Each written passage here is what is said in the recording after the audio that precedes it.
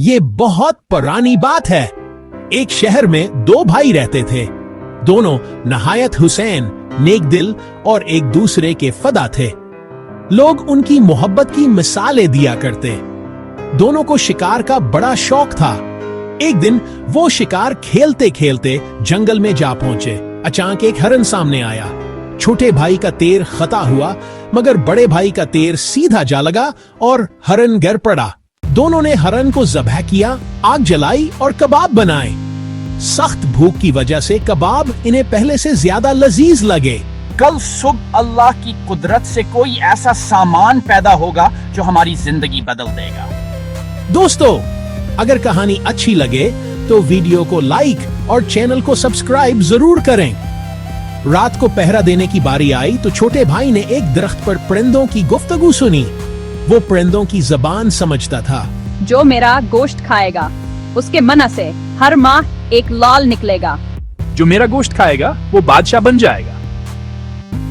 छोटे भाई ने दोनों को शिकार किया, गोश्त पकाया और सुबह बड़े भाई को खिला दिया। किस्मत देखिए, अगले दिन बस्ती के लोग नए बादशाह की तलाश में थे।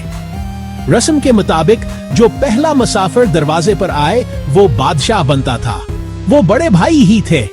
यूं बड़े भाई को तख्त व ताज नसीब हुआ। इधर छोटे भाई को एक खौफनाक जानवर आ चिकड़ ले गया और एक कनवी में गिरा दिया। वह बच गया, लेकिन काफले के सरदार ने इस पर चोरी का इल्जाम लगाया। काजी ने हाथ काटने का हुक्म दिया, मगर इस शहर की शहजादी बड़ी अक्लमंद थी। इसने पहचान लिया कि यह जवान बेगुनाह है। छोटे भाई ने हकीकत बताई तो शहजादी ने इसे बचा लिया और आखिरकार इसी से निकाह कर लिया। वो हर माह एक लाल निकालता, इसीलिए लोग इसे लाल बादशाह कहने लगे। नाजरीन, अगर आपको कहानी पसंद आ रही है तो कमेंट्स में अपनी राय जरूर दें। उधर बड़ा भाई बादशाह बन बैठा, मगर छोटे की जुदाई का दिखा से हमेशा तड़पाता। बरसों बाद दोनों भाई दोबारा हमले। छोटे भाई ने फिर बादशाही पाई। वो हर महीने जो लाल निकालता, एक अपने पास रखता और दूसरा भाई को भेज देता। दोनों के सल्तनतें खुशहाल हो गए।